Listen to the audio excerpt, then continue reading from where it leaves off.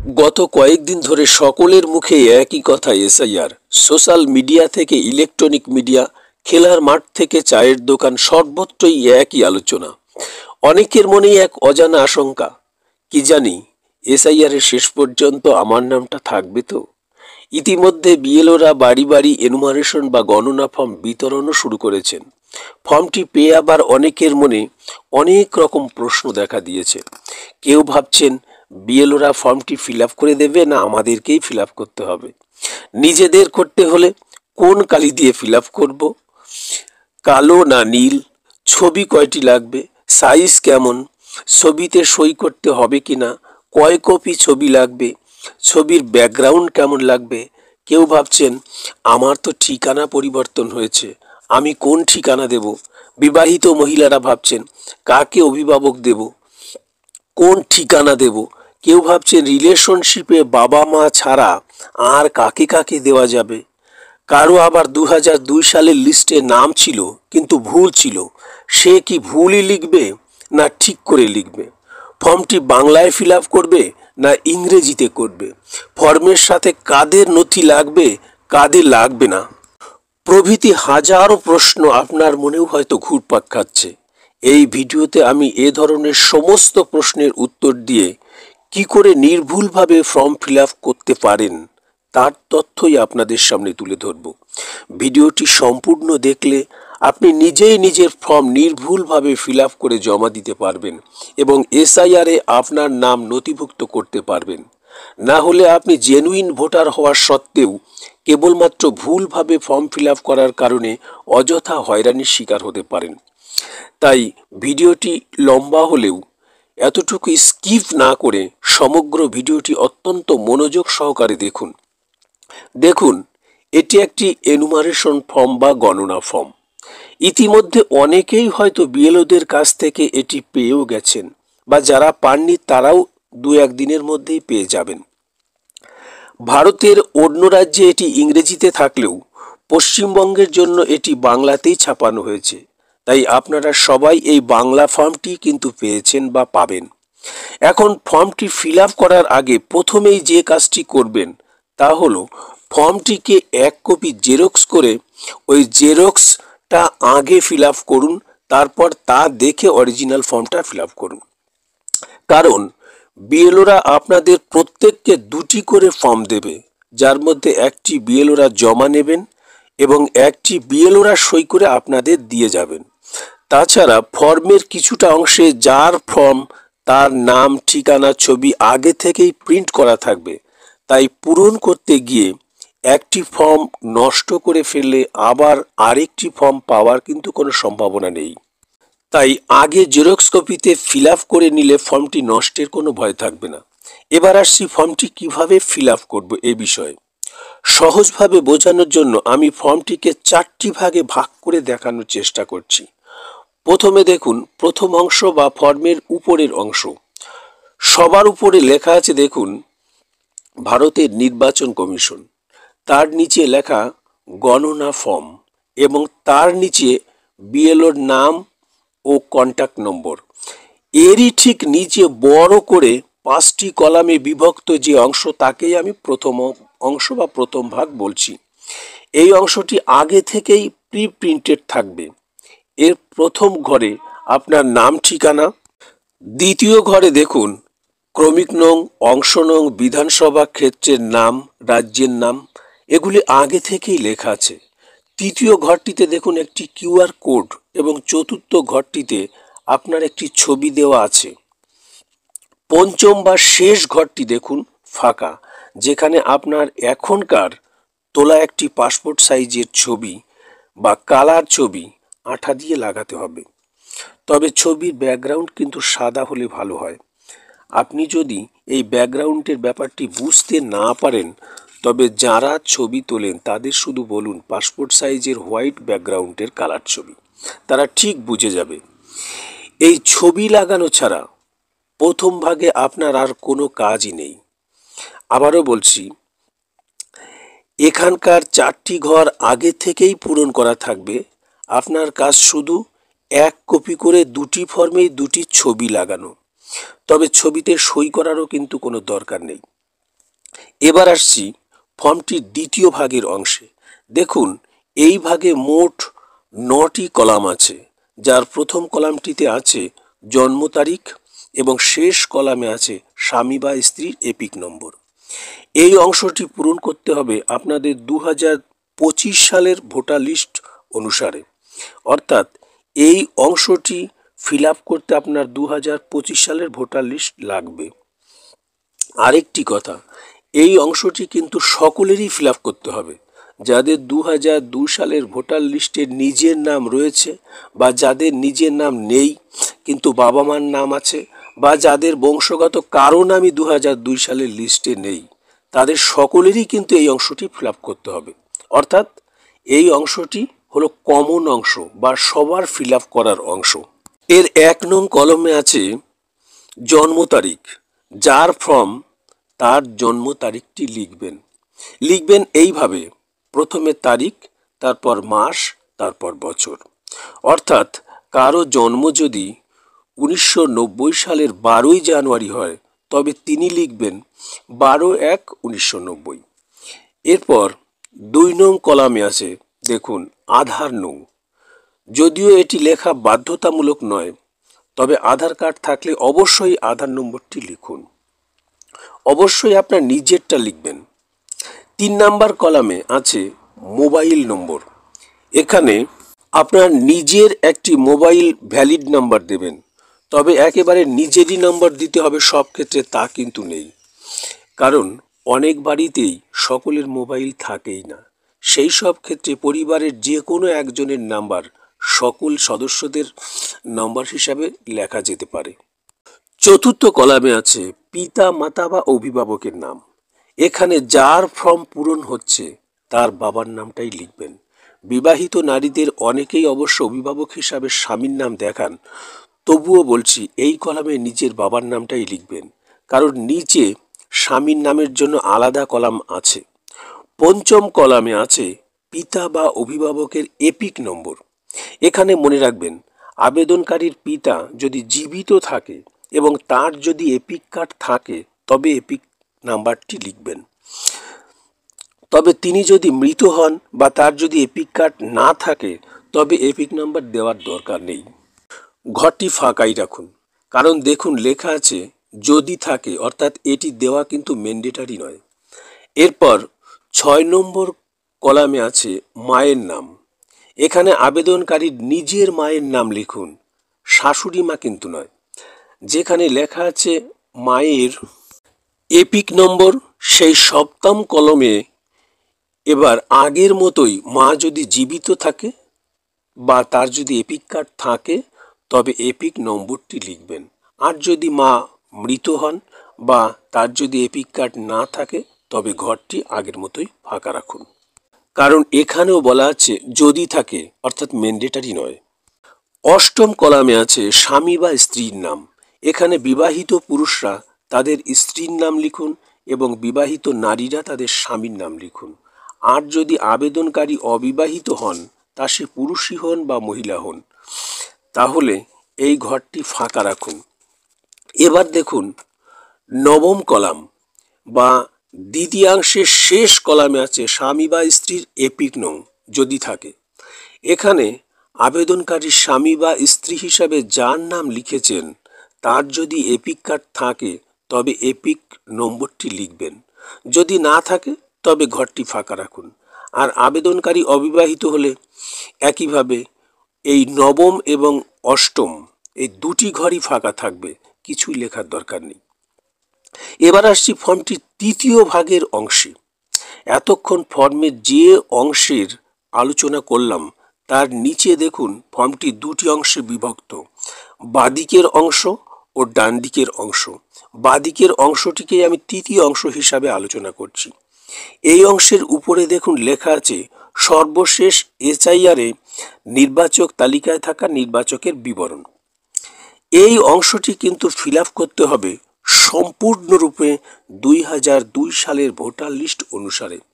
অর্থাৎ 2002 সালের ভোটার লিস্টে যদি আবেদনকারী বা যার জন্য ফর্মটি ফিল আপ করা হচ্ছে তার নিজের নাম থেকে থাকে, তবেই এই অংশটি ফিল আপ করতে হবে।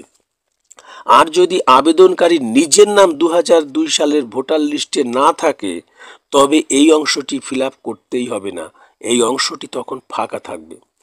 এবার দেখা যাক, যাদের নিজের নাম 2002 সালের লিস্টে ছিল তাদের তো এই অংশটি ফিল আপ করতে হবে। তো কিভাবে, কোন কলামে কি লিখতে হবে? আমি আগেই বলেছি, এই অংশটি ফিল আপ করতে হবে 2002 সালের ভোটার লিস্ট অনুসারে, অর্থাৎ 2002 সালের লিস্টে যার নামে যে বানান ছিল তাই লিখবেন। কারণ নামের সঙ্গে যদি কুমার, চন্দ্র, নাথ বা এইসব মিডিল নেম থেকে থাকে এবং বর্তমান লিস্টে যদি তা না থাকে, তবুও 2002 এর লিস্টে যা আছে ঠিক তাই লিখবেন। যদি কারো নাম 2002 সালের লিস্টে ভুল থাকে, তবে ওই ভুলই লিখবেন। অর্থাৎ 2002 এর লিস্টে যার যেমন ছিল, যে পদবি ছিল, যে ঠিকানা ছিল, যে বিধানসভা ক্ষেত্র ছিল বা যে অংশ নম্বর, যে ক্রমিক নম্বর ছিল, তাই দেবেন। যদি কেউ অন্য রাজ্যের বাসিন্দা ছিলেন এমন হয়ে থাকে, তবে তিনি অন্য রাজ্যের হিসাবেই কিন্তু ঠিকানা দেখাবেন। ধরুন 2002 সালের কোনো একটি অবিবাহিত মেয়ে ভোটারের পদবি ছিল তার পিতার পদবি, কিন্তু বর্তমানে সে বিবাহিত হওয়ায় তার বর্তমান লিস্টে স্বামীর পদবি রয়েছে। তবুও তার কিন্তু 2002 এর লিস্ট অনুসারে পিতার পদবি বসবে। অর্থাৎ এই অংশটি ফিল আপ করতেই হবে 2002 সালে যার যা তথ্য দেওয়া ছিল ঠিক সেইভাবে। এবার এই অংশের প্রতিটি কলামে কি লিখতে হবে দেখুন। প্রথম কলামে আছে নির্বাচকের নাম। এখানে আবেদনকারী বা যার জন্য ফর্মটি ফিল আপ করা হচ্ছে তার 2002 সালের লিস্ট অনুযায়ী নাম লিখবেন। তারপর আছে এপিক নম্বর।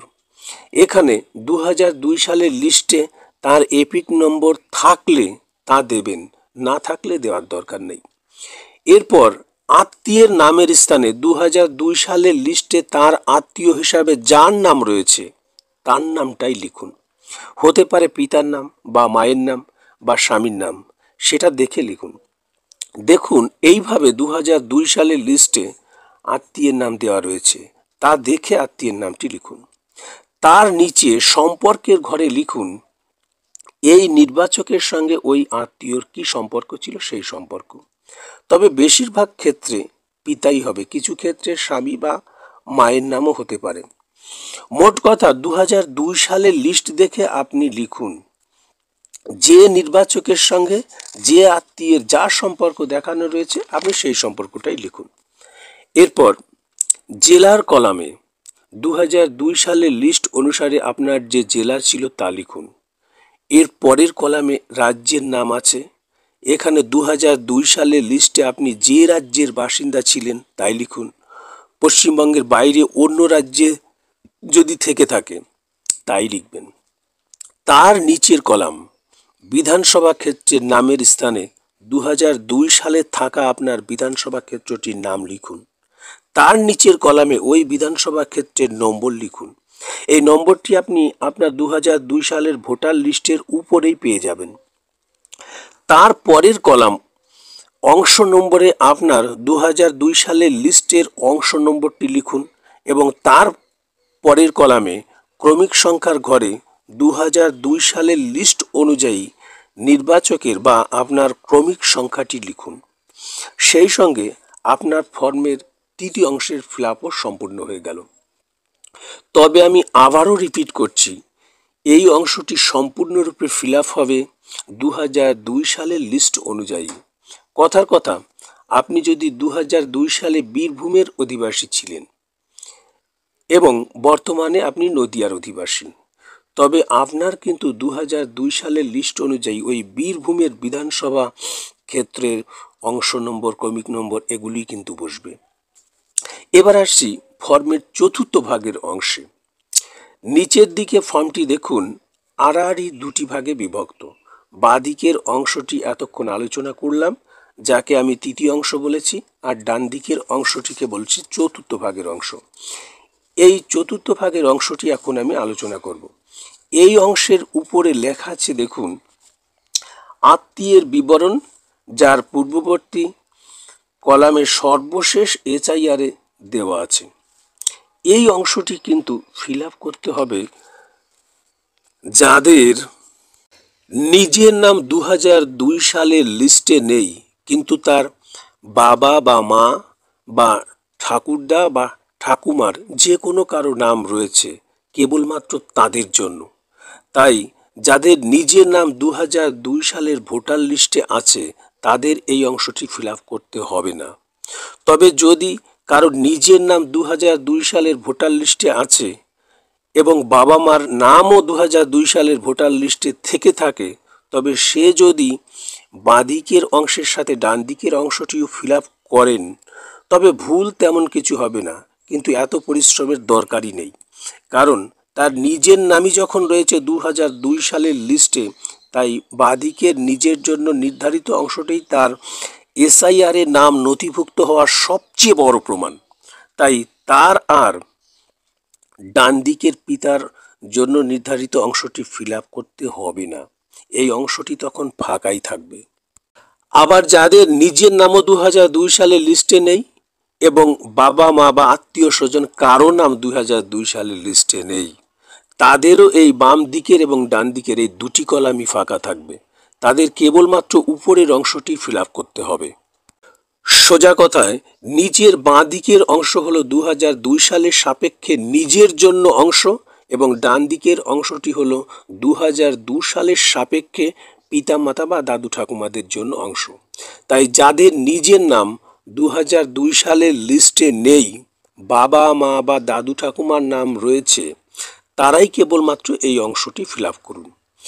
এই অংশটিও যেহেতু বাবা মা বা আত্মীয়ের 2002 সালে এসআইআর এ নথিভুক্ত থাকার প্রমাণ, তাই এই অংশটিও কিন্তু ফিল আপ করতে হবে সম্পূর্ণরূপে 2002 সালের ভোটার লিস্ট অনুসারে।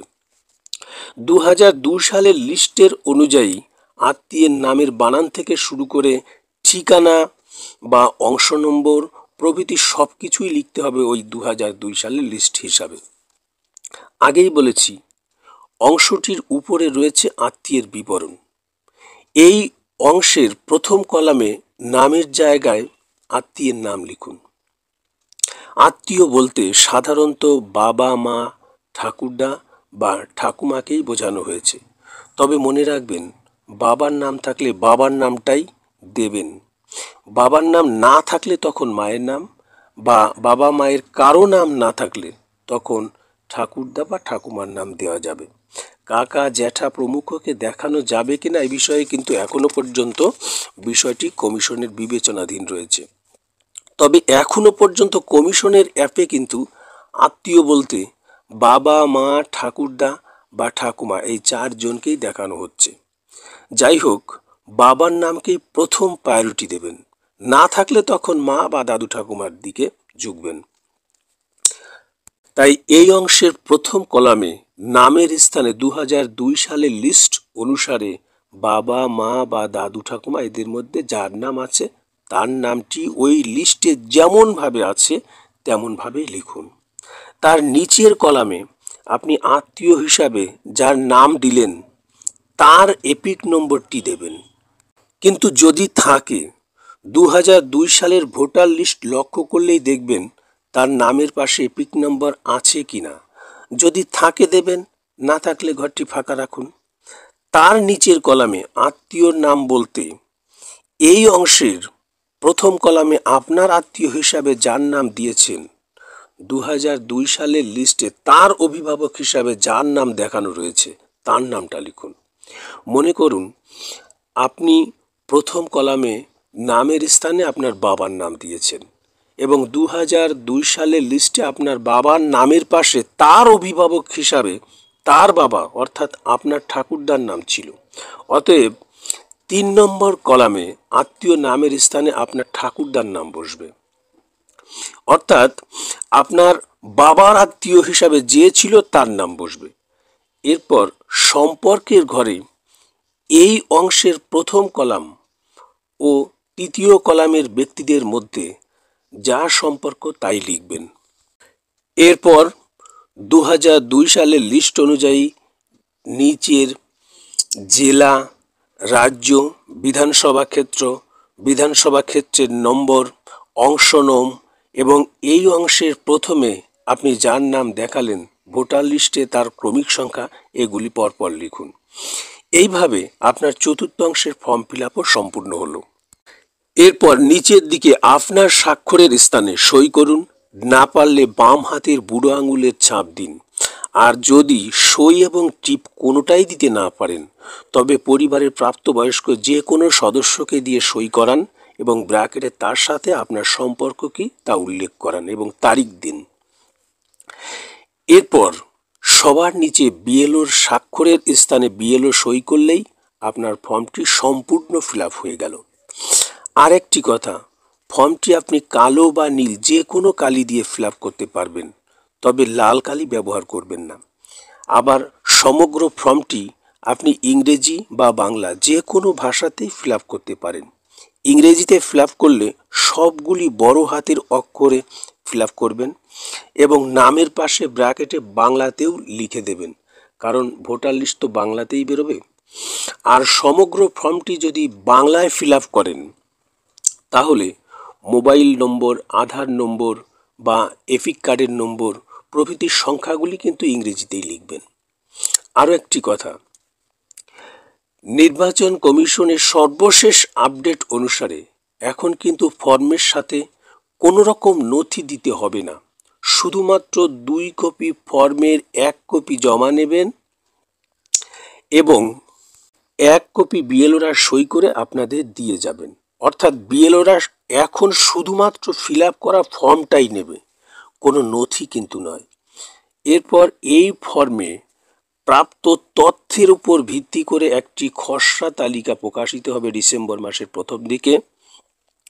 যাদের নিজের নাম 2002 সালের লিস্টে ছিল বা যাদের পিতামাতা দাদু ঠাকুমাদের নাম 2002 সালের ভোটার লিস্টে ছিল, অর্থাৎ যাদের ডেটা 2002 সালের ডেটার সাথে ম্যাচ করবে তাদের নাম খসড়া তালিকায় আপনা আপনি উঠে যাবে। যাদের নিজের নাম বা পিতামাতার কারো নাম 2002 লিস্টে ছিল না বা থাকলেও 2002 সালের এসআইআর এর সঙ্গে ম্যাচ করছে না, তাদের হয়তো এই খসড়া তালিকায় নাম না উঠতেও পারে। সম্ভবত তখন ইয়ারো থেকে তাদের একটি নোটিশ পাঠানো হবে। তখনই ওই 13টি নথির মধ্যে ক্যাটাগরি অনুযায়ী যার যেমন নথি প্রয়োজন সেই রকম নথি দেখাতে হবে। কাকে কি ধরনের নথি দেখাতে হবে এ সম্পর্কে আমার একটি ভিডিও আছে, দেখে নিতে পারেন। তবে শুধু এটুকু বলবো যে কেউ ঘাবড়াবেন না। যাদের নাম 2002 সালের লিস্টে নেই তারাও না, যাদের নিজেদের নাম 2002 সালের লিস্টে নেই এবং বংশগত কারো নেই তারাও কেউ ঘাবড়াবেন না।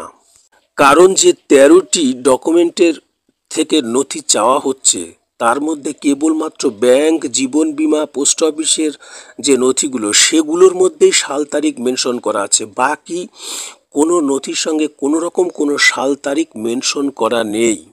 তাই জমির দলিল বা কাস্ট সার্টিফিকেট বা শিক্ষাগত সার্টিফিকেট এগুলি আপনারা অনায়াসেই নথি হিসাবে দেখাতে পারবেন।